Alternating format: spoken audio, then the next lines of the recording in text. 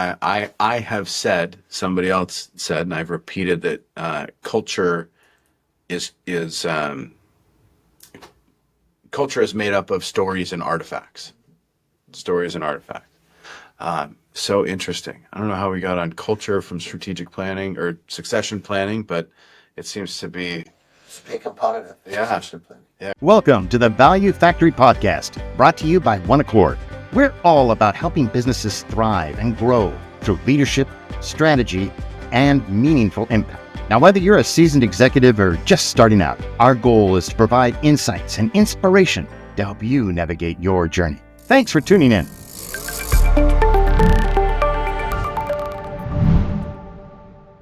There you go. okay.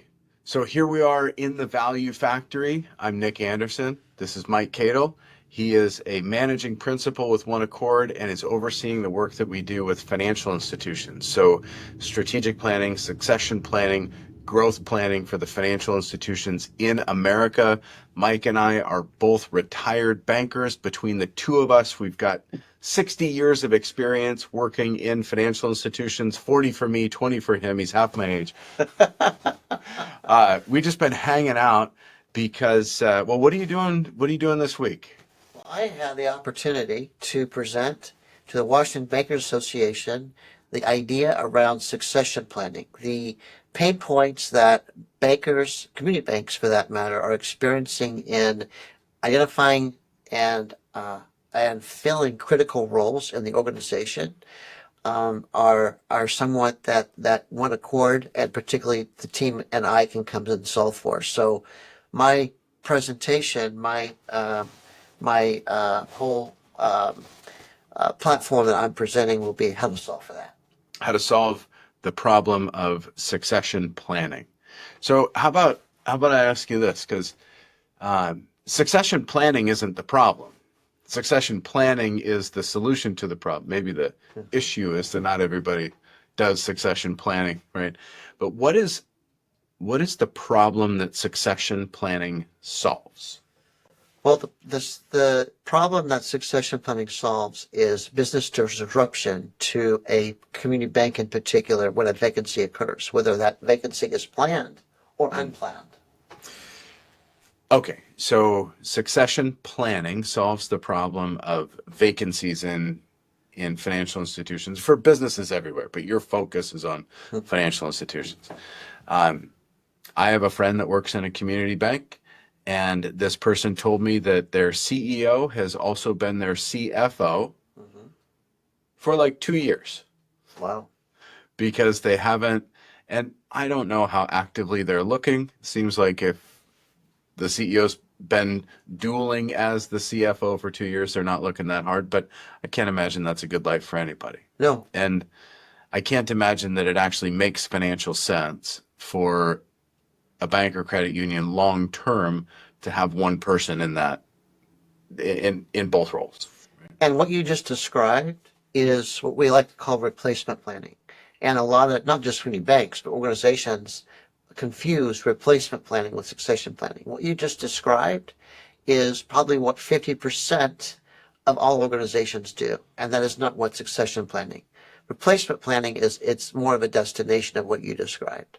Yeah. What succession planning is a journey. It's a deliberate approach to ensure that when a vacancy occurs, you're not plugging and play an interim in there for a specific period of time. Yeah. So I we're trying to avoid that. I analogize so many things to like very basic human function. Staying in shape. You don't just go to the gym once and get muscle forever. And my good friends in the fitness industry would say the abs are built in the kitchen, not in the gym. So good dietary discipline. But it's a way of life. It's a way of living. How can I like reconcile this thought process with succession planning, right? Because we do succession planning events and workshops. But what is it really to do succession planning? Yeah. Well, it's interesting you use an analogy because that's a really good analogy. And the reason I say that is when you work out, it's a mindset. it becomes habit forming. And you have to approach succession planning the very same way.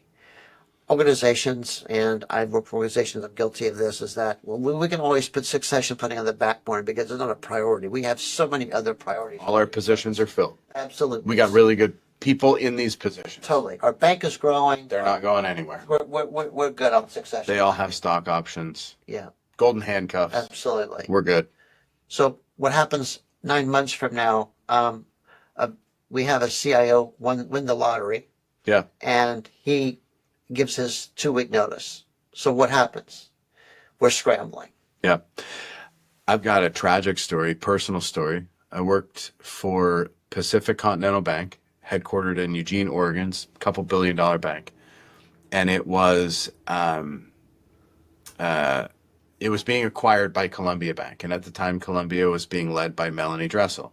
Melanie was a beloved CEO, not just by the community and the employees, but by the regulators, because she was buying banks left and right. And unfortunately, she passed in the midst of this transaction, in the middle of this transaction, and it was completely unexpected. Huge loss for the bank, for the community, for the industry. Now, there was a, let's say, succession plan. There was Hadley Robbins stepped in as CEO, but there was some question. Is it going to be Hadley or is it going to be Clint Stein, who is now the CEO of Umpqua? Columbia had a thoughtful succession plan, although it wasn't bulletproof or it wasn't completely buttoned down because there was this question. But the way in which they orchestrated that succession, from Hadley stepping in and then eventually Clint taking over, I would say from the inside, it was done very well. Not perfectly by any means, but done very well. I'm actually a huge fan of Clint Stein. I think he's an excellent human being, which makes him an excellent CEO. He's also very smart. And I would say this, I'd say it right to you, Clint. At the time of Melanie's passing, he wasn't ready to step into the CEO role of Columbia Bank. Not to say he wasn't ready to be the CEO of a bank, but it wasn't the right time. So there needed to be an interim, and that was Hadley.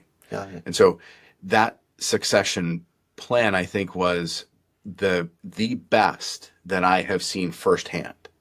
Okay. And it wasn't perfect. I'll go on to say, kind of deeper down, Columbia invested in, multiple layers down, right? At the time I was in call it the senior vice president band, right? So we had the executive team and the senior management team, and I was in this SVP band. And they provided leadership coaching, executive coaching, like a lot of development. And one of my colleagues, Kevin Mabin, is now the head of commercial banking for Washington. They invested a lot in him. And here again, a man with high integrity, high potential, and the investment in him paid off. Okay, rambled on about that. I could give you dozens of stories. So can I unpack that example just for a Let's second? go. Yeah. So let's just take that example that you presented. So let's back up before Melanie's untimely passing. So based upon that scenario, a good succession planning journey would take what Melanie was able to create, the legacy that she's been able to build, and ensure that that legacy continues if and when she departs. And unfortunately, she did. Yeah. So in Clint's case, there would have been or should have been a conversation around, okay, Clint, you're doing great. Your strengths are A, B, C, and D, but let's have a crucial conversation about what are those core competencies that there may be gaps or blind spots. Very interesting. I think if memory serves me right, there was, because it wasn't super clear and totally untimely, right? Nobody expected Melanie to pass. Totally. Nobody. So it wasn't like, oh, we're going to pull that, playbook off the shelf and here we go necessarily. So I think that there was, that they interviewed, several people for the role. And here was the cool thing is that there were a number of candidates internally that were absolutely qualified to be CEOs of banks. Now, Hadley was the one chosen. I think that he was the right one at the time. But I think of someone whom you and I know very well, Nicole Sherman, who is now the CEO, president and CEO of a bank, exceptionally qualified. And I would say it this way. Nicole probably embodied the culture, the persona, the aura, the moral of Melanie more than anyone else. And I know that Nicole was a huge fan of Melanie and that was like deeply personal. So that's really interesting and interesting in that Columbia had absolutely done the work to prepare Nicole and others to step into that role. So there was depth in the bench. And if you look at Nicole now, she's the president and CEO of a bank, and she's doing it. Absolutely. Yeah. And that's the key is outside of Columbia Bank, any organization, whether it's the CEO or even a key C-suite member of the organization, it's important not to only identify one candidate, but identify a pool of candidates.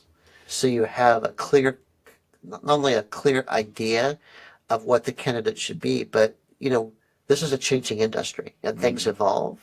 Things change sometimes overnight. So there needs to be a candidate that has not only that vision, but that understanding and clear picture of what that may look like. So what got you into this? Like, why are you so passionate about succession planning?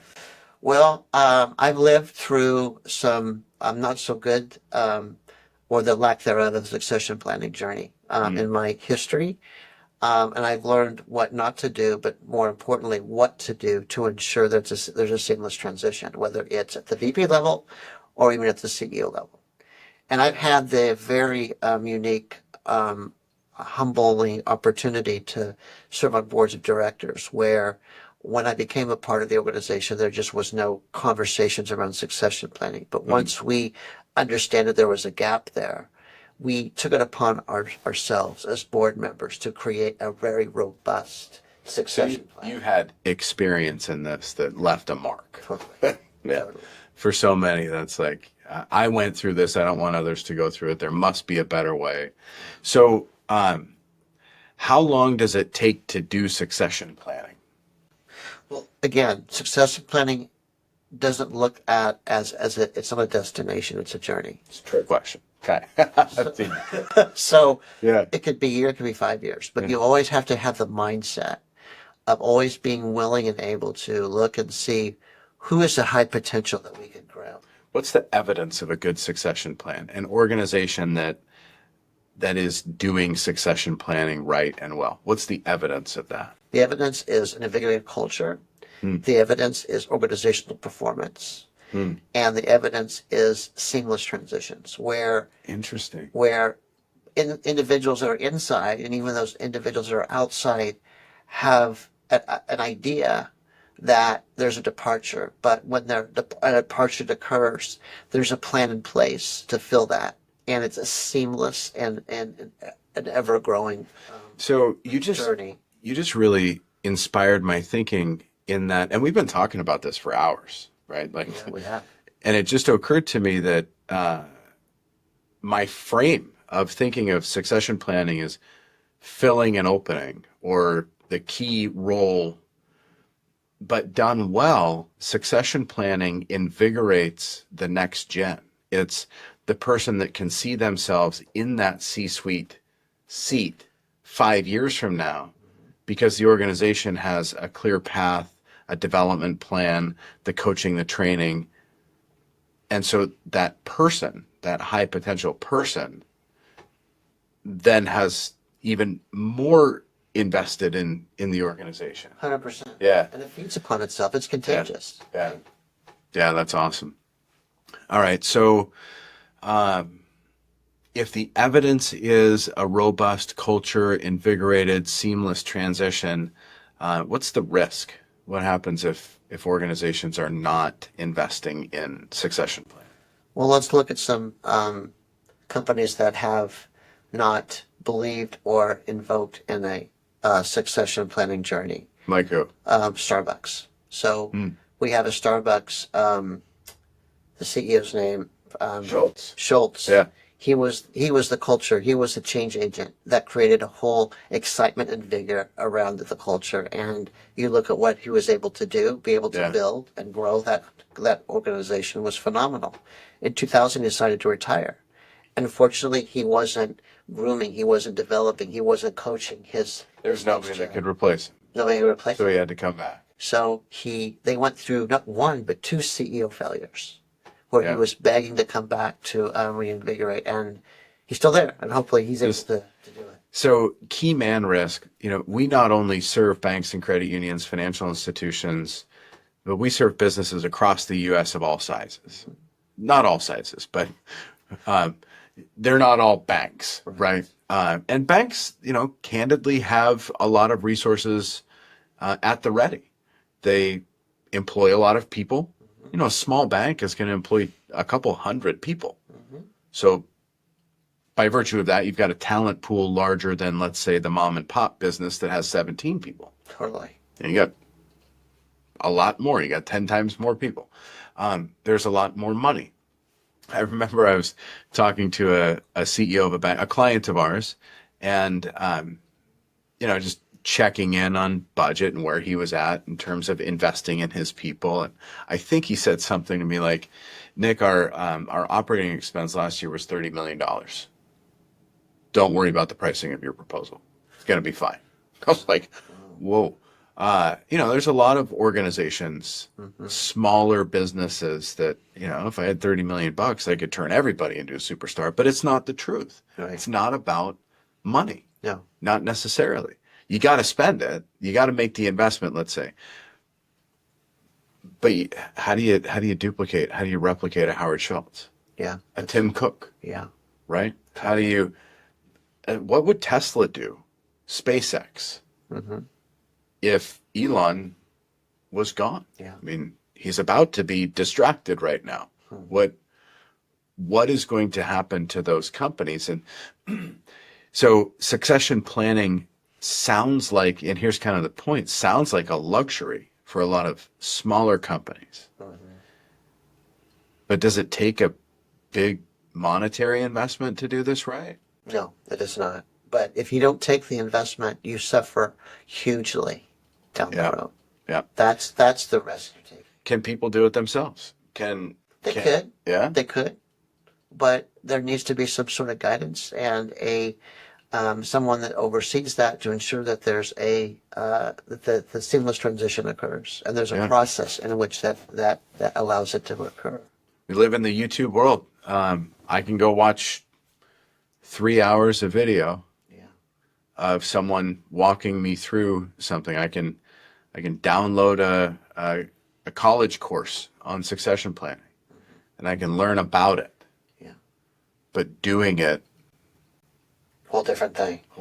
And what we really haven't talked about, we spend a lot of time talking about C-suite, but there's a whole nother level when you're talking about board succession. So when it comes to board succession, that's a whole different animal, because what you're looking from a board replacement or even filling a board vacancy is stepping up the core competency in terms of what you're looking for, what the organization is needing from a board perspective, whether it's legal, whether it's human resources, whether it's governance, or whether it's structure and leadership. So there's a whole different movement and a whole different process that you need to invoke when you're talking from the board perspective.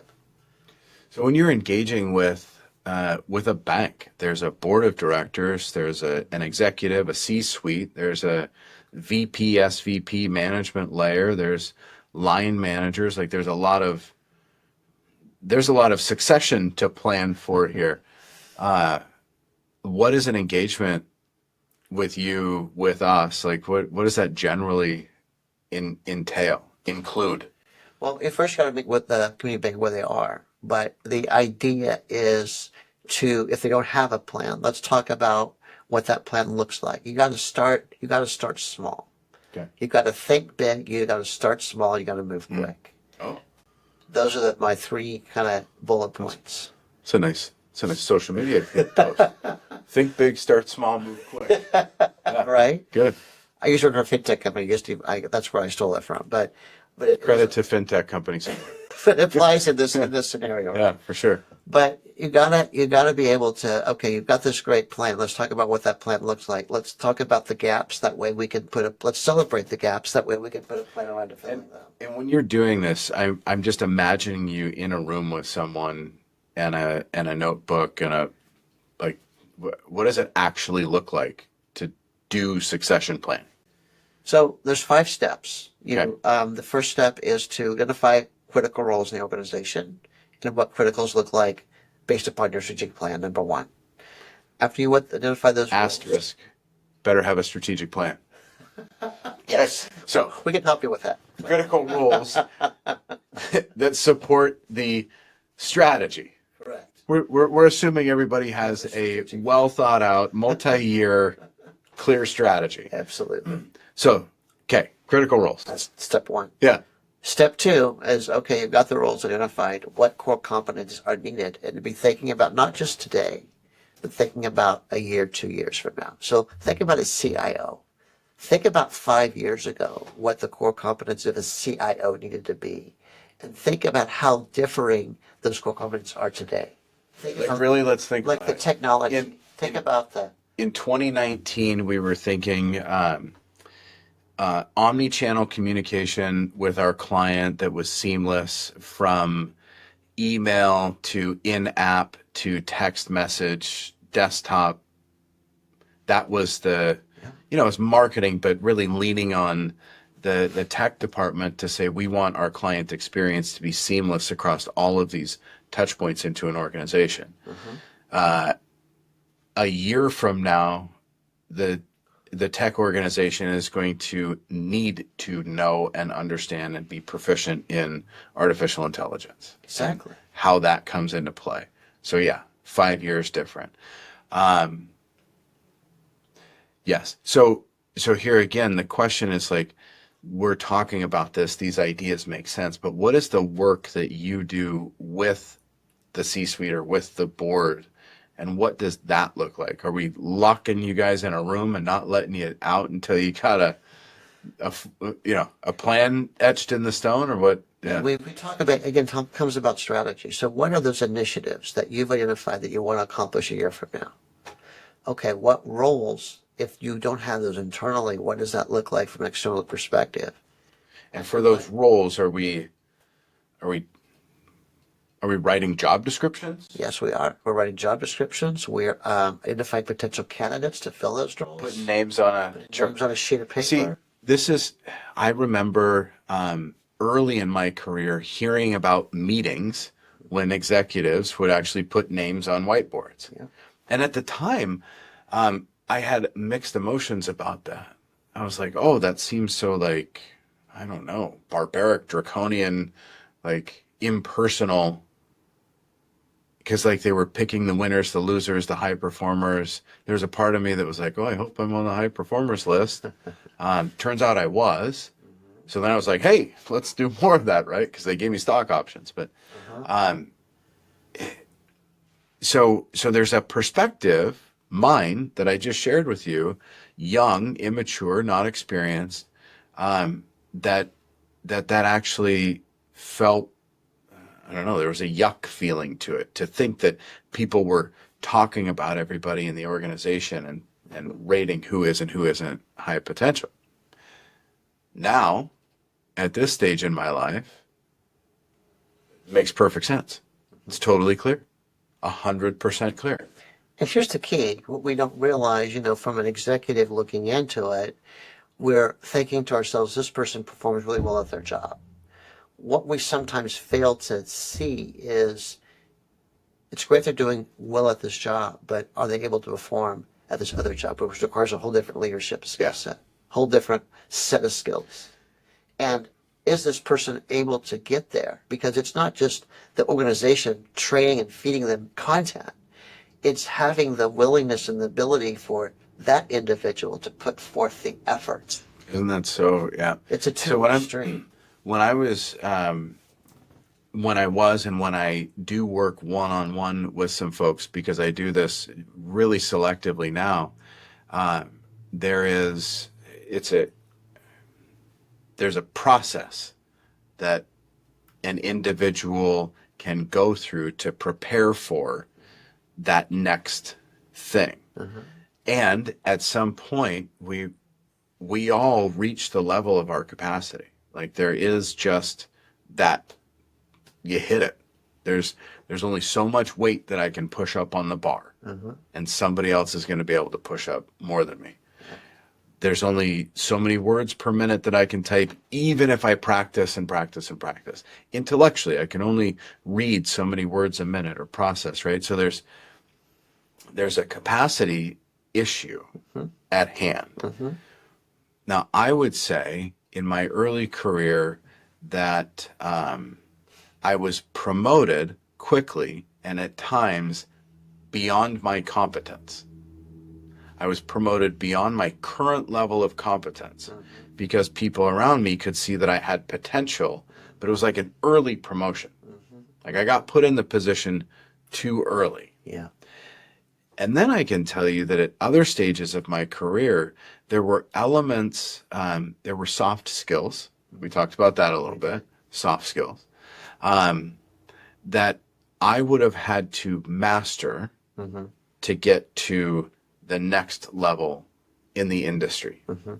And I would say that I consciously objected. I chose not to go down the road of learning soft skills. Let me be really clear. There's some politicking that occurs in large organizations. It's relational, it's networking. We can put any word we want to on it. I chose to call it politicking. Right? And I got really comfortable as an individual contributor or kind of that mid-level manager, exercising a voice that was it wasn't always comfortable for the exec, and I probably didn't do it that well, right? The soft skills, I could have delivered truth with a little more compassion, right? Okay, so I'm framing all of that for you. So if you're in the room and you've got C-suite team and you're saying, okay, well, who are the people that could go into this role? And they start describing Nick.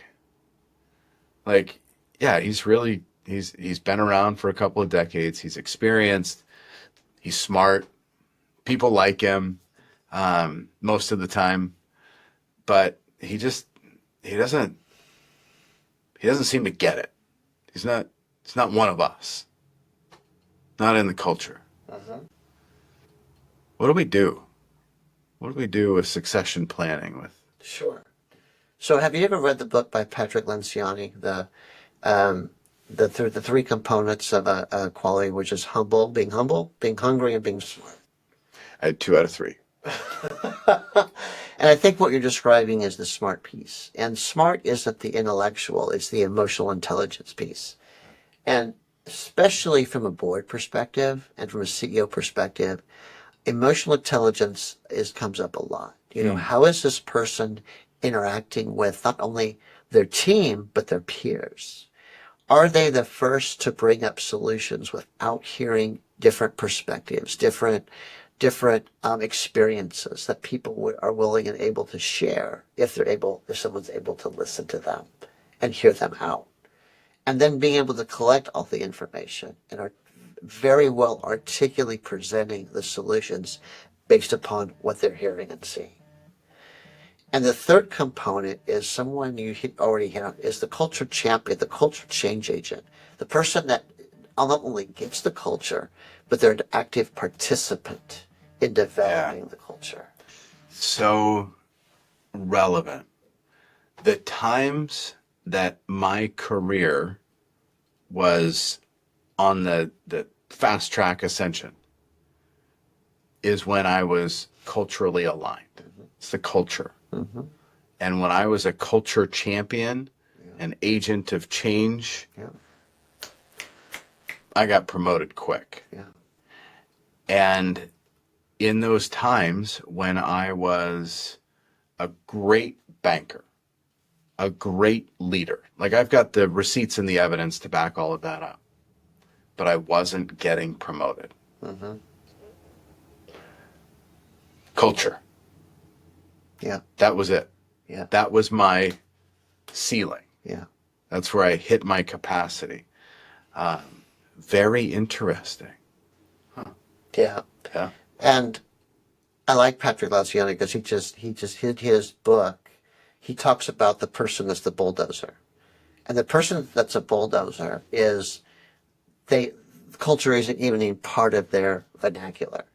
They're so caught up in the performance and in getting from point A to point B that they're bearing bodies all along the way to their journey. That's fun. Because I don't ever imagine that was, yeah, the people that I would bulldoze would be my bosses, which is why they never promoted me. Oh, that's so funny. It's a bit in jest, and it is true. It is true. I know. And I left organizations. Like I went to work for a bank and then it was acquired. And I went to work for a bank and it was acquired. So I chose a culture and it became a new one. I chose a culture and it became a new one. And it was, in those moments when it was the new culture and I didn't fit. And so I just made the decision. I'm going to go choose the culture that I align with. Sure. And then my career accelerated. So same guy, same skills, same persona, same personality, but I put myself into a culture that was more appropriate for me. Yeah. I was more appropriate for that culture. Sure. Man, what I've not ever even thought about this. Like this is And you know what culture is? It's storytelling, right? So if you're able to, if you're presented a candidate as a high potential, then let's talk about how Nick would participate in the culture by the stories that he would tell, the stories that he would invigorate, the stories he has experience with clients, the stories that he's able to articulate with fellow coworkers. And in those stories, what you're looking for are clues, right? You're looking for clues around core values. How is he able to articulate the core values that XYZ Bank stands for? right. And the stories he's able to articulate. Yeah. Yeah. So good. I have said, somebody else said, and I've repeated that culture is culture is made up of stories and artifacts. Stories and artifacts. So interesting. I don't know how we got on culture from strategic planning or succession planning, but it seems to be. It's a big component of succession planning. Yeah, really. Somebody said culture eats strategy for breakfast. I think it's more like on the side with the eggs. I like them both, culture and strategy. So interesting, really insightful. Well, thanks for sharing some thoughts on succession planning. I hope that your day with the WBA goes well. And so you're presenting to a group of bankers, is that right? It's actually a human resource professionals. So they'll be chief people officers, all from community banks. And we're including learning and development directors and leaders that will help eventually be a big piece and part of executing on succession planning. Awesome. Well, I hope it goes well, man. Thank you, man. Appreciate it. Thank you. You bet. Thank you.